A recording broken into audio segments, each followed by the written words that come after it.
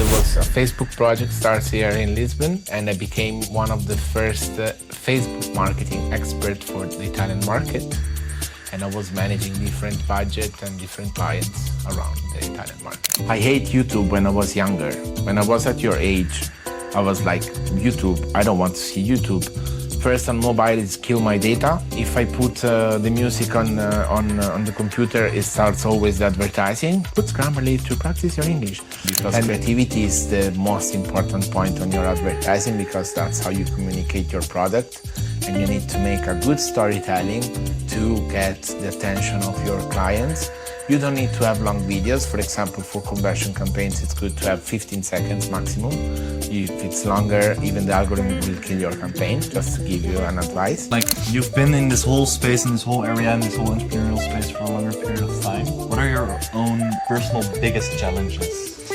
If you're not using AI, you're losing an opportunities to optimize your time, to optimize your work, and to get benefits, you know?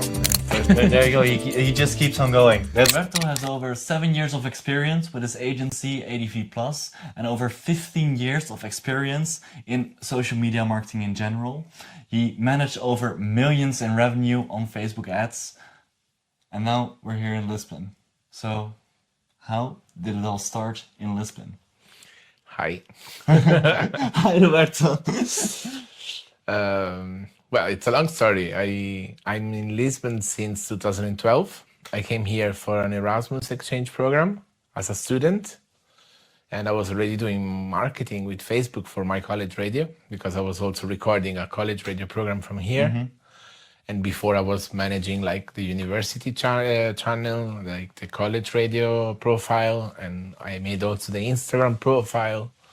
And then when I came in Lisbon, I was doing my Erasmus, and I go back to Pisa, but randomly the second time I ended up in Lisbon for the second time for my second Erasmus, and from there I never go back to Italy.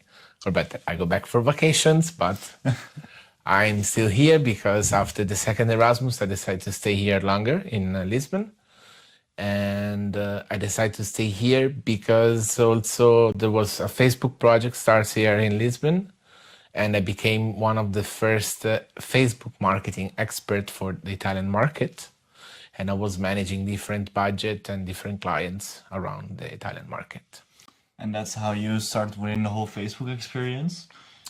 Yes, I was already doing like some stuff like between also organic management of the pages and for different friends, and also the college radio who like at that time before 2012, we were like more than 100 students in the college radio, and we were doing different activities between the broadcast and the blog and the events in the city of Pisa.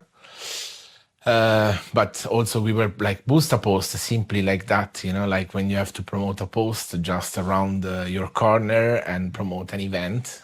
But then when I went to the Facebook project, I learned much more, because also I had different clients of different verticals with different budget and different objectives. And just to give you some examples, I manage like different e-commerce, different lead generation companies. I was also managing small companies like shops, like physical shops, which they were investing just like 500 euro per month. But they also grow and they scale the campaigns thanks to Facebook and Instagram. And they also invest more and more and more. And for example, when I left the office, that client who was investing 500 euro per month, she was investing 10,000 euro per month. So that's really cool, because from the beginning of Facebook, you've really seen how it's grown into what it is right now. Yes, and also the experience in Facebook was good because every call was a different client and a different context and a different scenario. Really, I was working for an hotel, a chain of hotels around Europe, or like really a small Airbnb, and also you understand the different objectives and the different budget and the different campaigns, you know. And yeah. But first you worked for a Facebook project, so for the Facebook company. Yes. And you did not really have your own business, or you did not really start on your entrepreneurial journey. For how long did you worked for the Facebook project or were busy with I social media? was Facebook marketing expert for almost 3 years. Mm-hmm. Then, meanwhile, I also apply for a SaaS, which was Leads Bridge, an application like a software as a service, who has the solution where you get leads on Facebook ads and you integrate and automate on CRM. And then I was doing sales and marketing for that startup. But meanwhile, my actual business partner opened the company ADV Plus, and I helped them to open here in Lisbon because also I was speaking Portuguese. And after 5 months, I jump in, and I also consider myself a co-founder of the project of ADV Plus. But we decide to open our own agency because we saw the necessity in the market, not only the Italian market, because also Alex is working with the DACH market, with Germany, Austria, Switzerland is German. And Alex is also one of the owners of. Yeah, it's my business partner. And also, of course, we work in different languages, since also I know Portuguese. Teresa knows my business partner, she knows Spanish. We had also some collaborators that work in French. Then we had different European clients. And we decided to put our own game because, to play the game, because we saw also other agency doing a lot of mistakes. And also, Like what? We saw a lot of agency doing a lot of mistakes. Like what type of mistakes? For example, not caring about the client's objectives, and also not scaling the budget, and not also keep update with the evolution of the tools and Facebook and everything. And also sometimes they were not even ethic with the client, because when the client was closing the contract, they were keeping the business manager, the pages, and also the client lost everything, which is also not compliant with the law and with the data protection. Then we say, okay, if there is this margin in this market, let's do it. And we open ADV Plus. Then we born as a meta ad specialist. And you all knew each other from the Meta Ads project, right? Yeah. And basically also during these 7 years, we develop our agency and open other channels like TikTok, Google Ads with other collaborators. And also we are able to provide website and e-commerce development. And also since the last couple of years, we are helping also companies and our clients to implement AI tools in their workflows. Yeah. That's how in 7 years change our agency. And we talked about a couple of topics before we hit the record button. Yeah. What do you think are the biggest mistakes that are made back then when you started? Like, okay, this is the gap in the market. This is why we start with ADV Plus, that are still happening right now. Is it still like poor client management, not being open up front, or?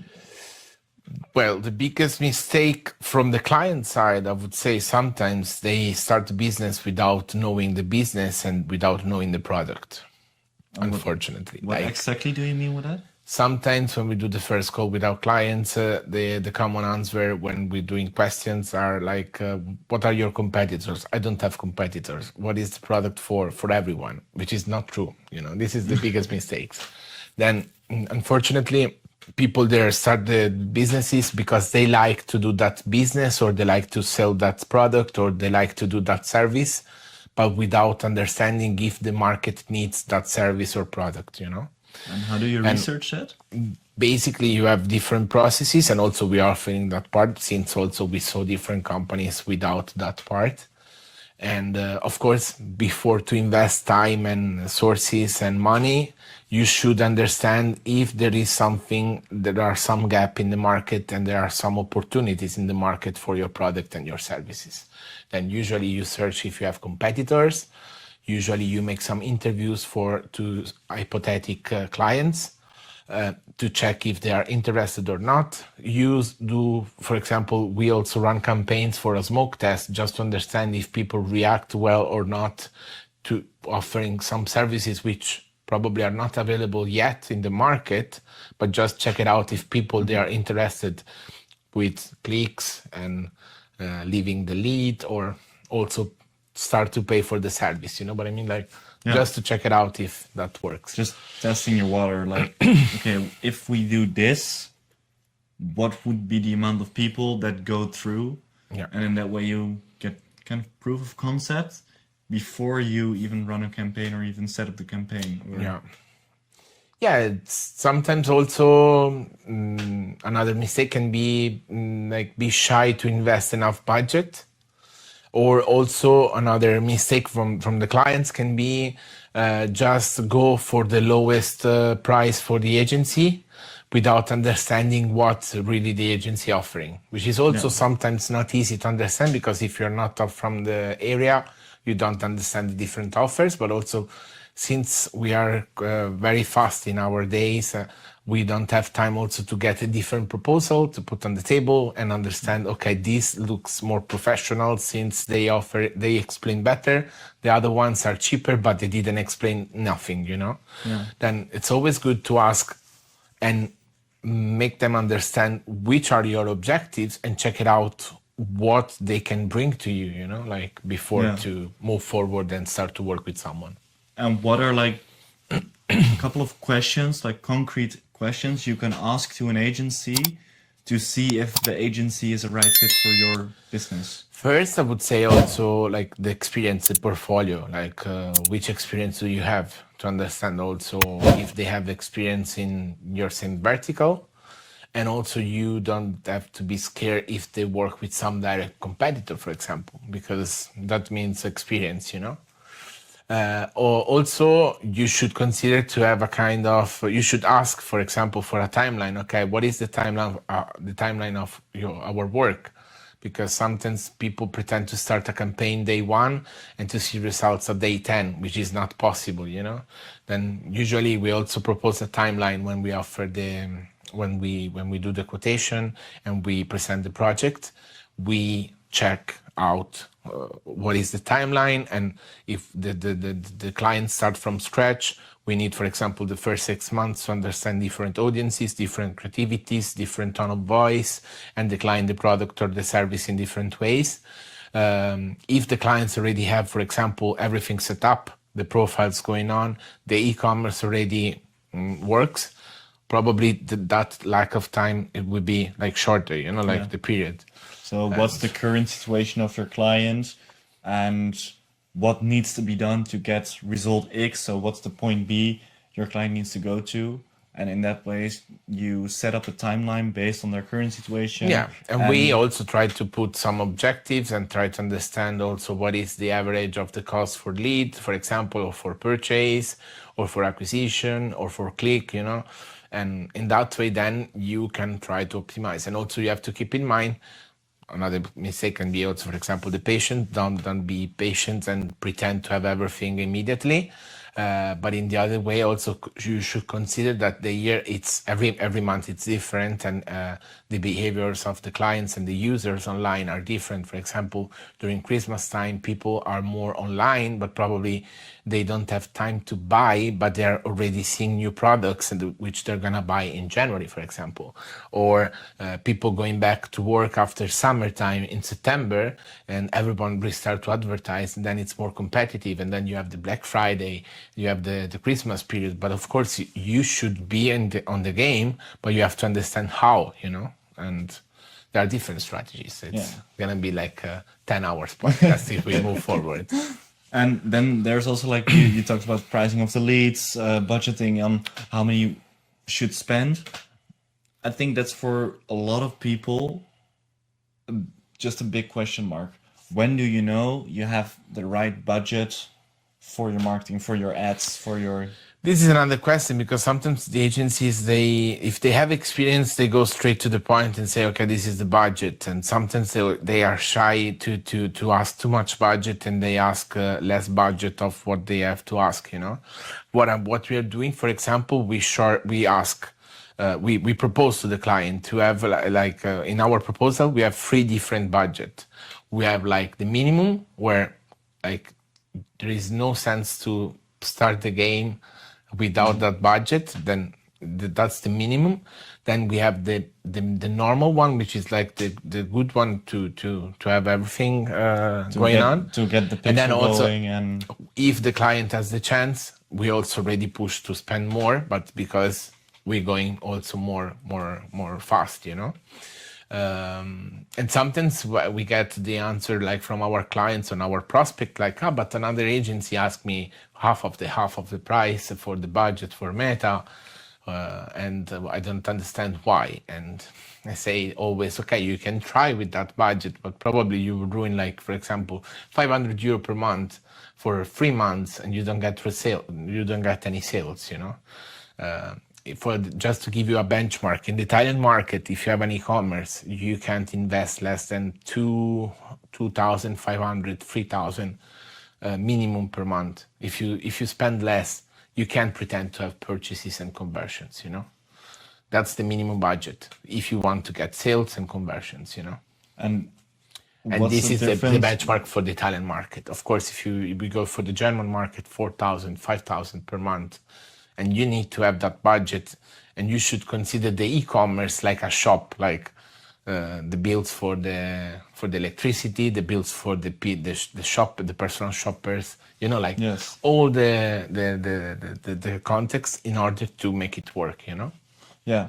So that's a really interesting thing. Like if you have an e-commerce store or something in that space, think of it like a real shop. Okay, Yeah. within a real shop, you have bad days, you have good days, that there's more traffic, less traffic in the street, that your shop is stated. How many traffic do you want towards your shop? The more traffic goes towards your shop, the more people can buy. Yeah. And to maintain your shop, you need to pay the bills, you need to pay the electricity, and the better your shop is placed, the higher the conversion will be. Exactly. So Correct. that's a really interesting way of looking at it, actually. I think not many people will see it like that. And then the minimum is between like 3 to 4,000 a month. to Yes, of just- course. Also, that depends, at which level you start. If you are a new e-commerce where you have a new product, you should start from scratch, and probably also you can invest less just to show yourself, but you can't pretend to have purchases, you know. And depends also at what level you are, and also in which period of the year you are, because also that happened last year. We started with some clients in November. And November, it's very crowded. Like a lot of people, they do campaigns for Black Friday, as I said before, and you compete with everyone because you're not just competing with the other. They're targeting your audience, but like you compete with everyone. Yeah. I mean, you don't compete with your direct competitor, but you compete with the people they target your audience. Then if Yeah. you sell like clothes, but your audience is target from phones and computers and everything, you know, Yeah. like you don't get It that needs to target. be a product market fit. Like Exactly. if you cannot sell microphones to someone who is in need of socks. Yeah. Also because of the pricing, but also it's like a really strange Yeah, combination. but probably you can that person can be interested to socks and microphones. The algorithm already know that, you know. But Yeah. as an advertiser, you compete as a microphone sale. You compete with the one who sells socks, and it's Yeah. the opposite. You say like, yeah. It's interesting. And then you manage like you are with Forward ADV Plus, but you manage multiple clients in multiple countries. Yes. How do you manage that? Like, do you have extra people in the team? Do you have? We have a different. We have a team of collaborators. They are all remote workers. We are based in Lisbon. Right now, we are also based in a co-working space, but also when our clients coming to Lisbon, they want to see Lisbon, and we're going around Lisbon, except for when we organize, for example, some moments of like masterclass, and we organize for some companies the masterclass here in Lisbon, and we bring them then around, and we do the surf class, and we do also the team building part. But except for that, we don't have like the traditional agency where the clients goes in the agency and make the meeting. We do almost everything online on Zoom. And also we are managing the clients through our collaborators. And for when the project arrives in the agency, based on the experience and what we need, we build the specific team. Then sometimes we have the video maker, sometimes we have the copywriter, sometimes we have the advertiser. And based on that, we have the specific team, which also the client will know. And then we work on the project all together. And the collaborators, those are freelancers most often, or? Yes, we also work with other agencies also sometimes, you know. Okay, so it depends. And but we are around the world. Yeah, so then we you are have not like all in Lisbon. different partners for different subjects, different topics. So you can create the right team for the right client through the network that you gained. Yeah. Or like, how do you, of course, you've been in business for 7 years and I've only been around for just 2 years, and I'll see like the longer you've been around, the more people you know, the more people you know, the more you can get. But how did you start? Like how did you find the first people? As a collaborator or as a client? Both. Okay. As a client, we got a great reputation during the Facebook project. And after that, we start to went to different events in Italy and around Europe, and we start also being a speaker. I'm doing a speaker in an Italian event which is called We Make Future, which previously was Web Marketing Festival, and We Make Future now it's based in Bologna, and every year they have the different. They have like a lot of startups, a lot of companies, but also there are the specific rooms where we talk about social media, for example. And with that, we get clients and we show our knowledge. And also it's a kind of two ways, like we get clients, but also we get also freelance. You get collaborations. Yes, a lot.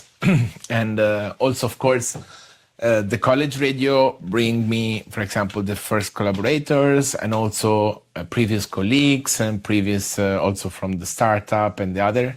And also here in Lisbon, you met a lot of people. Yeah, that's true. You can start a lot of collaboration. Then it's knowledge, like people I already knew before, friends, university, and previous job, you know, Yeah, and events. And then events.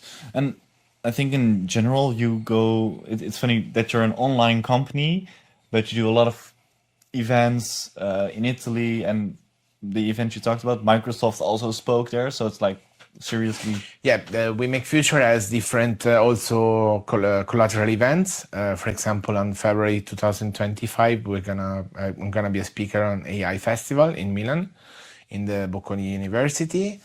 And also they organize the social media strategies, which is only with social media, or super focused on social media. And also, for example, here in Lisbon, we try to organize a monthly meetup with the ADV Plus community on meetup.com.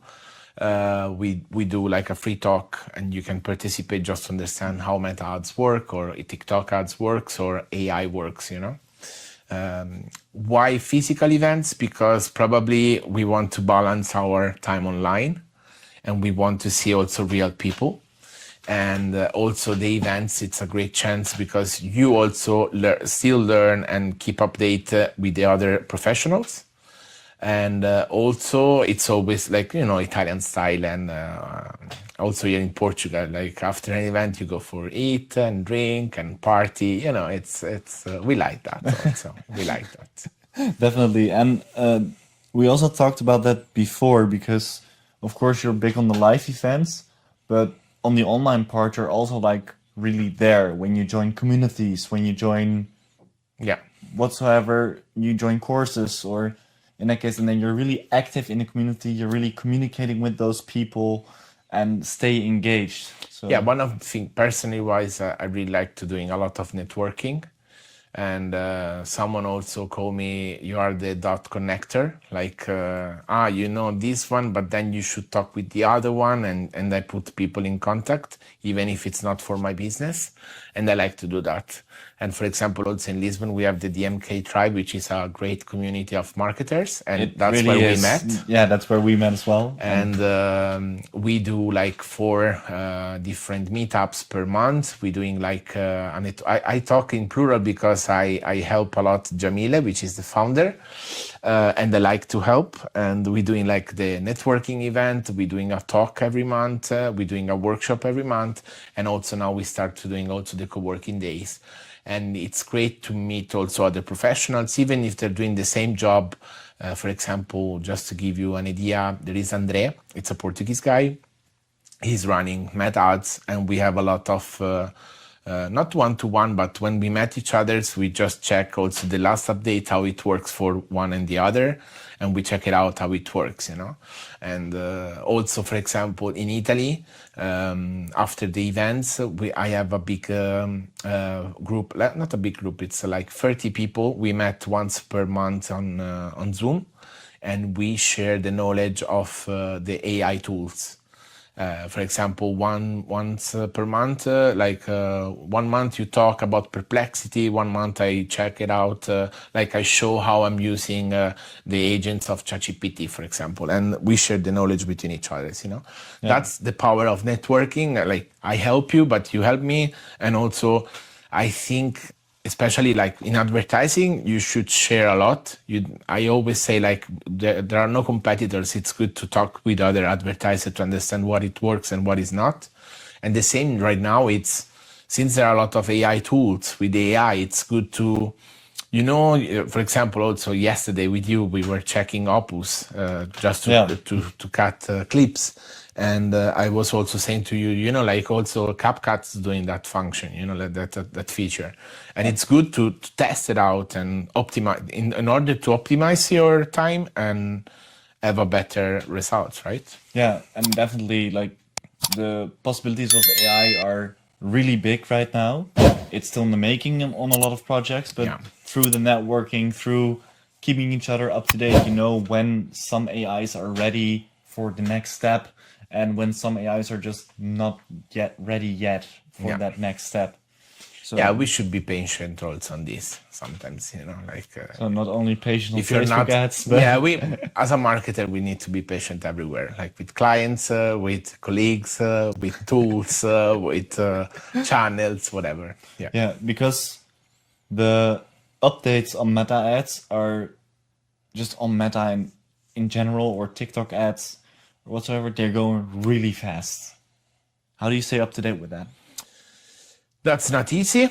Sometimes it happens like I'm doing a lot of coachings, for example, also for Meta Ads. We are doing the management, but also we're doing the coaching, the one-to-one coaching. Sometimes we have clients every week. Sometimes we're doing a monthly call. It depends on the client's needs. But what's going on is I'm showing to the client how to do, and then a new feature pops up while I'm in a call and the client say, what is that? I say, well, actually, I don't know. It's the first time I'm seeing with you. And that was happening also to me when I was at the Facebook project. Like, meanwhile, I was on the phone with the client to say, I have a new feature, and I wasn't seeing that feature, but the client, yes. And it's not easy because Facebook is one of the company, Meta, I would say now, it's one of the company who runs the most the test of their products, but really there are a lot of tests during the year, and they're not communicating the test. When we are recording this podcast, they definitely right now roll out the vertical format on the Instagram feed, but that already, like, we saw some tests 2 years ago. In some profiles, that appears for a couple of days and then they disappear, and that's how they do the test. Sometimes you ended up in the circle of the testers, but you don't know, and then that feature probably you even like, and that works fine for you, and then you're going they move back because that didn't work, or people they didn't use it, you know. Then it's not easy to stay updating all the features, but of course we have different websites, and also I'm using, just to mention someone, like I follow like John Loomer. It's a great Meta Ads specialist. In Italy, it's in Italian, John Loomer? It's or? in English. Okay. In Italy, for example, also I do follow a lot also Paolo Santanicchia, but I don't know if he started to make English content too. But he's doing in Italian, but he's a very young advertiser, but he's really, really good. And also, as I say, like it's always good. We have also different WhatsApp group. Sometimes I have with our agencies just to check it out if that works for them too. And what I'm doing as a coach also, I'm not doing just coaching, but I still keeping some clients where I put like the hands in the pasta, I would say, like, you know, when you do the pizza. Because if I'm not, if I stopped running ads for some clients, I'm not good to doing coachings, you know, like you can't doing coachings without practicing, you know. That's what you see with a lot of coaches who sell all kinds of courses, and at some point they become a course business and they stop doing the work themselves. But because you stop doing the work, then you stop improving as a coach. So it's really important. And also then it's gonna be harder to also even make a video and explain that feature for the others, because if you don't test it out, you can't really, you know. And for example, right now on Meta Ads, you have this function of Advantage Plus, it's called. A lot of features they just rename with that name, but one of the biggest update, it's the Advantage Plus campaign, the shopping campaign. And we saw a lot of changes in better because in 2021, 2022, Meta lose a lot of data and performances due to the fact of the GDPR, but also with the update of iOS 14.5. GDPR? GDPR is the regulation in Europe for the data protection and the cookie policy, you know? And people, they have to, when you do the cookie banner, you can't put all the voice selected, but the client should select the marketing one. Then we are losing a lot with the tracking, you know, if they don't accept. The same for iOS. On your iPhone always asking, iPhone, iPad, whatever, is asking, do you want to be tracked out of this app? And people, if they say no, Facebook don't have anymore the data. Then after that, Meta lose a lot. And the most they lost, they were like the small companies, the small e-commerces. But now, because there were not enough data and they didn't have enough budget to run campaigns, and minimum budget means less conversions. And if you don't have enough conversions, the campaigns are not performing well. And if the campaigns are not performing well, it's just going downward money. Spiral. Exactly. Now with Advantage Plus, you have the AI also. It's a predictive AI. It doesn't work only with the past data, but it works also. Okay, Job today he was checking a flight for Madeira, for example. Probably in a couple of weeks he needs a backpack because he wants to go for hiking, for example. Instead, you search for hiking, he's doing like predictive options, and it will show you something, you know. So the AI generates your data or collects your data, and in that way the AI will make a prediction, like with the data collected, the AI will make a prediction on what's even possible. So that's why sometimes when you're on Facebook or Instagram, you talk about something or you think about something before even seeing it out loud, and then a week later you say it out loud to someone, and the AI just already predicted. That's scary, because I always thought like Mark Zuckerberg is just tracking my microphones or something. I mean, it's not just Meta, there are all the platforms, but also it's not like listening you, but it's made by the big data you are using on your phone, you know, like it's the algorithm. And I always also say, do you prefer to see in your social media advertising you really don't like which is not connected to you, or it's good to see something connected to you, you know, like that's an advertiser, you know, like who's talking, but but thanks to that update, for example, the campaigns, they were much better, and a lot of advertisers, they were not updated, and we got a lot of new prospects like, our campaigns are not working anymore. We were just checking the account and say, you should start to do the Advantage Plus campaign, you know. Especially like when we talked about Meta ads before, there were like three main points that we all three touched in Yeah. the whole story that you just tell. One is just, is your account up to date? Yeah. Do you have a good break-even point? Yeah. And last one is, are you trying new stuff? Yeah. Do you? And also, I would add also on this free list, I would say 4 points, which is also change and test creativities, because creativity is the most important point on your advertising, because that's how you communicate your product. And you need to make a good storytelling to get the attention of your clients. You don't need to have long videos. For example, for conversion campaigns, it's good to have 15 seconds maximum. If it's longer, even the algorithm will kill your campaign, just to give you an advice. And so you just need to have a good hook and just a good storytelling, So if your things don't work on social media, it's because you don't work.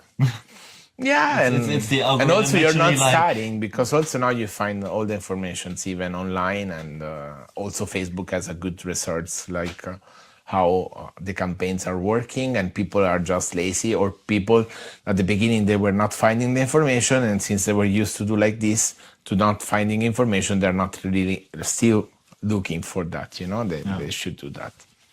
Yeah, and then it's like you've been in the whole social media realm for over 15 years, and you can definitely hear that when you talk about it, because it's just, oh, you need to do this, you need to do that, you need to do this. And I think for most people it can be a bit overwhelming as well.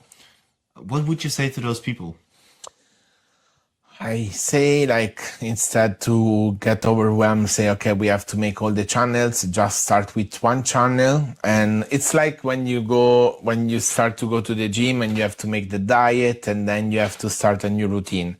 Instead of doing everything all together, I prefer to start with one point, and then the week later with another point, and then the week later, and then it's gonna be everything set up, Then instead to do like everything but randomly, like LinkedIn, Instagram, TikTok, Facebook, whatever, just start the great channel for make the study, which is the best channel to start. Start that channel, or start 1 or 2 channels and try to test it out. But if you don't have the energy, just to start one channel. And then once you get used to do that channel, start to another channel for your company, for your business, and then you will start to grow and everything. Yeah. And also right now, actually, it's not bad to doing short videos and without any watermarks, just post on Instagram, TikTok, YouTube Shorts, and LinkedIn right now, for example, and even Facebook. Then you just make one format, but video, it's the most winning format everywhere. Yeah. Then if you want to do like one work, but doing for all the platforms, that can be also a good way, And then you can just test out which platform your content does the best job. Yeah. But also as a professional, I would say, like, for example, a short video for YouTube, a short video for TikTok is not the same video for an Instagram reel. Because the tone of voice, the speed, and how you cut and how you edit, it's a bit different. But to start, it's always good to test it out with the same video, And then if you see you get more data, for example, in TikTok, but you're used to use Instagram. I had a client, her name is Valentina Giorgi. She sells woman bags. Yeah. And basically, she was super good on Instagram, but then we start to test it out TikTok. We start to test it out TikTok, and she saw like, okay, that works. And also she asked help to other girls to make it more like the POV, like more on the TikTok tone of voice. And we saw also we had more reach. We had also more, even on campaigns that works better, because also there were less competition, because people, they were more on Meta, even on Meta ads. And right now, instead of reposting the Instagram reel on TikTok, she do more for TikTok and she reposts on Instagram. But she's still growing on TikTok. And in Instagram is growing slower, but it's still going on, And she don't switch off a channel. But yeah, and that's just because TikTok was more beneficial for her in the way she posts within her market, within her competition. So that's really specific for everyone, like what fits you the best. And then again, like you've been in this whole space, in this whole area, in this whole entrepreneurial space for a longer period of time. What are your own personal biggest challenges? One of the biggest challenges is the imposter syndrome, I would say sometimes, because even when I go to, I already talk in different events, sometimes I still have that kind of, why me? Why should I go on that stage and talk about that tool or talk about that channel? Really, there are not better people to do that. And, but I'm still like fighting sometimes. I'm not lying on that. At the beginning it was bigger. But probably thanks to the theater in the past, I was doing theater, I was doing the college radio, I was doing the radio in FM in Italy, and probably thanks to that, I also always find the courage to go. I was brave to go on the stage, but sometimes I still have this kind of, and even like when I get a big prospect and with a big brand name, I'm always like scared, like why now I have to talk with them instead of another agency, But then I talk, I always bring at home everything, like. And I think you had a really good analogy when we talked about it previously, because sometimes people are at a certain level. Can you know what I mean, right? Yeah. Sometimes you have the feeling like, why should I make that content if that content already exists? And from one of my mentor, he always say to me, like, you should consider you're not on the top of everyone, but you are, for example, at level 5. And if you are at level 5, people at level 4, 3, 2, and 1, and whatever, they listening to you, and you have a lot you have a lot of things to give to them. And you're still learning from people at level 6 and level 7, but then probably you move forward from level 5 to level 6, and then that's why you have the imposter syndrome, because sometimes you feel like there are already other people, they're already saying that to people. And what I learned is like, I'm good, even like, imagine one of the evergreen content I'm doing in the event, like we make future sentences, like not sometimes, like frequently, I'm doing a talk of all the Instagram updates year by year, like, okay, in the last year, Instagram make these updates. And I always ask myself, why people, they can't look on internet during the year and find the updates? Why I have to go to Bologna, take a flight and go to the stage? But what I'm doing is I take the update and I give the examples. And also I got a lot of feedbacks like, okay, I knew a lot of things you're already saying, but you also give some other extra tips, which are pops on my mind, like giving they're giving more ideas, and I want to try more, That's that's an example. And that's why also you don't have to be shy to share your even like little examples of little clients if you're doing this between each other, like. Yeah. And and you keep growing, but then you still have people, they are starting, like they're starting today, and they have to learn everything, and you have a lot to give to them, like. Yeah, because everyone starts at a different level. Yeah. And because everyone starts at a different level, you have a lot to give for everyone who is not at your level yet. And it's okay that they're not at your level yet, because they're just starting. It would be really weird if they immediately be at your level.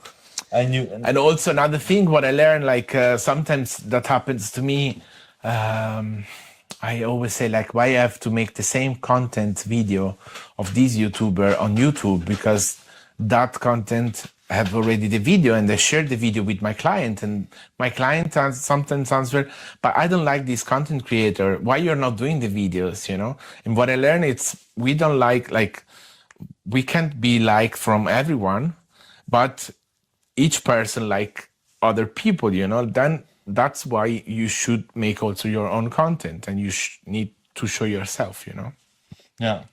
So even if, and just in general, people need to be reminded more than need to be taught. Yeah.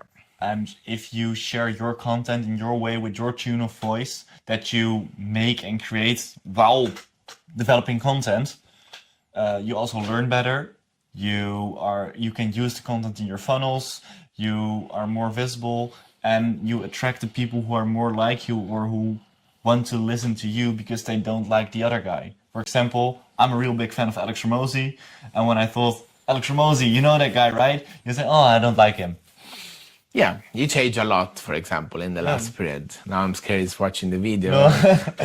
No, I'm joking, but yeah, it depends. And of course, also can be the tone of voice, can be the speed of how they talk, can be, for example, also how you consume the content and in which media. Yeah. Just to give you another example, a practical one.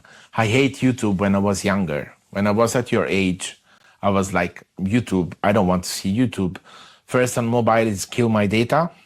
If I put the music on the computer, it starts always the advertising of Grammarly. That was the age of Grammarly advertising, like put Grammarly to practice your English. And I remember that, and then I said, no, YouTube is not for me. Then I never watched even like a documentary. Like I was like, no, I don't like YouTube. You know, like I was really against. But then what happened? Lockdown came. In the house where I was doing the lockdown, we had just a smart TV without television on it, just the applications. Then YouTube was my television. And I started to watch YouTube on the television for like my pleasure time. And I also watch not work-related channels, but more entertainment. But then, of course, then I discovered there is a work-related channel. And then I started to watch also, I have an account for content for the work. And I have one entertainment account on my TV, for example, you know? I should have that as well. Yeah, that's also good because it's like on Instagram, when you study your competitors, it's good to have like a dark profile where you follow all your competitors. In that way, the Explores page give you also other competitors. The same YouTube, if you follow your people, the people you like for job-related content, if you follow just them, YouTube will start to push and give you new videos of other content creator, which probably they are related to the one you're already following. If you mix with entertainment, you had less chance to put everything clear, you know? Yeah. And YouTube now, it's my television, and still it's my television. And after the lockdown, I moved in another house, but I properly buy a TV just to have YouTube on the television. And now I really want to open my YouTube channel, and it's crazy, you know, like also it's the evolution of the person, right? Yeah. But you should consider how the people consume that. Sometimes I talk with people, even my friends, there are people, they listen podcasts, the people, they just watch podcasts, no? There are people, they still reading blog articles, the people, they don't want to read even a book, you know, like it's crazy. And yeah, everyone consumes. that's why also you should consider to recycle your content and make a short reel, then a longer content form, then an ebook with a PDF, and then a YouTube video where you just read the ebook, you know, and in that way you get all the people, because each person has a different behavior of consumption of the media. And I just love what you said, because you just pitched my whole business that I'm creating with my partner right now. So Sorry. So if you need that, just hit me up, but that's not for this podcast. Then I'm really curious, because you're really into AI. You do a lot of AI things. Well, that's a huge, how you say, but yeah, I'm using AI on my daily life, and I was also having the wow effect when ChatGPT was released, and that changed also a lot my workflows. Like, and at the beginning I was like, all the others like, that this is not working well. It's giving me a bad answer. But then what I do different masterclass. I study. I also do a lot of calls with other people that are using it, and it's one of my passion right now, AI tools. And just before the podcast, I make you a song with Suno, which is a tool. You just put a prompt and it give you a song, and you can choose can be a reggae song, can be an Eurodance pop song, it can be in Dutch, can be in English, can be in Italian, whatever. And it's crazy. Like in 40 seconds, you have a song with your prompt, and you do like a crazy. Then I need to catch my flight Yeah, tonight and exactly. wake up really early. Thank you for And that. we still have to record the podcast. But jokes on the side, like I would say, what I'm seeing is right now it's also if you're not using AI, you're losing an opportunities to optimize your time, to optimize your work, and to get benefits. You know, and first one of the first thing you can get with AI, it's a kind of unlimited brainstorming. And also you have an unlimited kind of knowledge and structure. And what I'm doing, for example, right now I'm testing out ChatGPT and Perplexity a lot. I still have to study Perplexity? Perplexity. What is it? It's a generative AI. Okay. And I didn't use yet Claude, for example, which is another one. Right now also I restart to test it out Gemini from Google, because in the last days they integrate and they give access to if you have a work account, imagine my email of ADV Plus, it's under Gmail. We have Gemini inside there, and probably now Gemini it works better because also with all the work accounts gets more data and whatever, and that restart to work. And for example, before I was doing some slides and I was using more Gemini than ChatGPT. And I was surprised to say, wow, Gemini tonight is better than the other. But what I'm doing, basically we are offering this kind of service. It's called AI Smart Flow by ADV Plus. And what we are doing is we're doing an interview to the company, not even just the marketing, only the marketing department, but also we put other departments. We already make some coach and trainings to the human resources, the administration and whatever. We check it out, which tasks they repeat too many times, which tasks they want to do, but they don't have time to make it, and which task they are tired to do that, you know, and then we have a list of tasks and things we have to find a solution to do. We check it out all the tools, then we select a pool of tools, and during the coach or the training or the master class, but you can call whatever you want, we check it out together, the tool, and we check if the client is satisfied. And meanwhile, we also teach how to use that tool, and we see all the features and how it works with all the people in the Zoom call. Then the client gets also the Zoom call recorded. And if it's not satisfied, we try to find another tool. And if we don't find the tool, the case is still open. But meanwhile, we have the updates from the tools and new tools are coming up. We will suggest in the future. And we also send updates from these tools to the clients, you know? So you just gave a complete business model for someone who just wants to specifically deep dive in AI and wants to create a company about that. And I think we can dive into many more points within a lot of topics, because you just have a lot of knowledge, and like you said, you always be learning, you always increase what you're learning. But I think the best thing people can do is just follow you everywhere. Okay. And in that way, keep on learning from you, because there's so much knowledge. Thank you. Still to share. And I think you can rewatch this podcast honestly 2-3 times. Okay. And still collecting hidden gems that or are said. Take the link, go on the YouTube ChatGPT GPTs and ask to make a kind of mind map and the recap of the podcast. There you go. He just keeps on going. That's. So if people want to know more about you, where can they find you? Okay, they find the ADV Plus channels like on Facebook, ADV Plus International, also in Instagram, ADV Plus International, and YouTube. And me with my personal profiles right now active, they are like Poppy Digital on Instagram, but you find me also in the ADV Plus profiles in English, but Poppy Digital on Instagram, it's in Italian for now. And also, of course, I would say to follow the community if you are coming in Lisbon, if you are in Lisbon, the ADV Plus community, because each month we have a meetup. And for now, that's the... And Digital Marketing Tribe.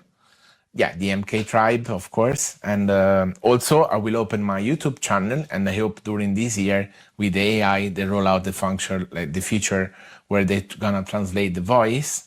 And for now, I'm gonna do the YouTube channel in Italian. But in the 2025, I hope I also will create something in English, and it's still Poppy Digital. Just check it out, Roberto Nardini, Poppy Digital. And I will put every link down below so you can check that out as well. In general, if you're in Lisbon, Also LinkedIn. I also post in English, Roberto Poppy Nardini, which is probably one of the most, because I'm working hard on that.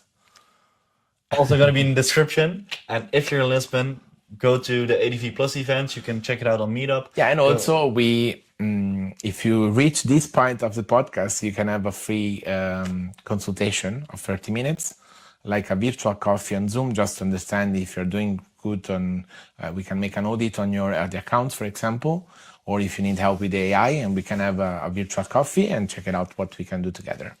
But he still is Italian, so you better bring a good cup of coffee. Yeah, and no cappuccino after 6 o'clock. No, I'm joking. You can have.